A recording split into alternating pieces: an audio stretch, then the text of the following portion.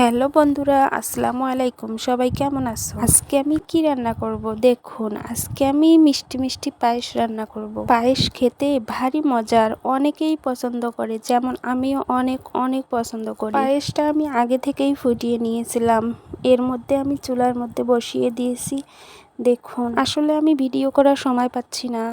আপনাদের জন্য আমি নিত্য নতুন ভিডিও নিয়ে আসব, সামনে অপেক্ষা করুন। আস্তে আস্তে দেখতে পারবেন আমি আপনাদের মতো বড় বড় আপুদের মতো আমিও ভিডিও তৈরি করছি। আসলে আমি প্রথম বুঝতে পারতেছি না কোনটা করব আর কি করব কি না করব। এজন্য আমি আজকে পায়েস রান্না করলাম।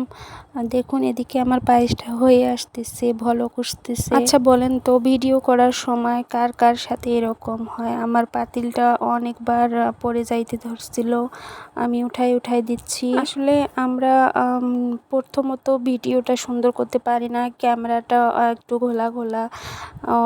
পরবর্তীতে আমি সুন্দরভাবে ভিডিও তৈরি করার চেষ্টা করব। পায়েস রান্না করতে বেশি কিছু লাগে না, শুধু দুধ, চিনি আর কয়েকটা মশলা, গোটা মশলা দিলেই পায়েসটা হয়ে যায়। পায়েসের মশলা দিলে ঘ্রাণটা অনেক সুন্দর আসে, খেতেও একটু ভালোই মজার লাগে। এদিকে আমার রান্নাঘরের অবস্থা, পাতিলগুলো আমি এভাবেই রেখে দিয়েছিলাম। পাতিলগুলো নষ্ট হয়ে গেছে, কতগুলো ভিজে গেছে, তাই কয়েকটা পাতিল আমি এভাবে সাজিয়ে রাখছি। কেমন লাগছে অবশ্যই আপনারা কিন্তু জানাবেন। এদিকে আমার পায়েসটা হয়ে গিয়েছে, আমি নামিয়ে নিয়েছি ঠান্ডা করার জন্য।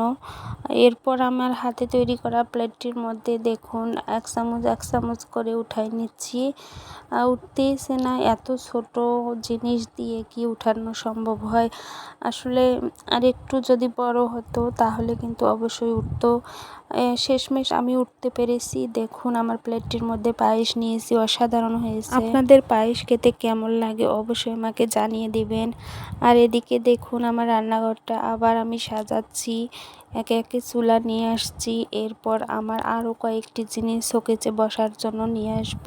এরপর আমি ছোট্ট কিউট পাতিলগুলো, যেমন গ্লাস, মগ, আবার ছোট হাঁড়ি, এগুলো আমি এখানে সাজিয়ে রাখবো, যাতে অনেক সুন্দর দেখা যায় রান্না করার সময়। আমার হাতে বানানো অনেক জিনিস ছিল, আমি বুঝতে পারিনি, অনেক জ্বলা আগুনের মধ্যে ফেলে দিয়েছিলাম পোড়ার জন্য।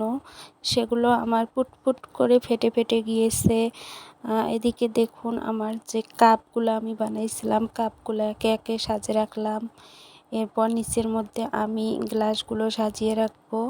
প্রত্যেকটা জিনিস অনেক ছোট এবং ধরাও যায় না ঠিকভাবে। অল্প একটু এদিক ওদিক হলেই পড়ে যাওয়ার ভয় থাকে, তবে দেখতে কিন্তু অনেক সুন্দর লাগে।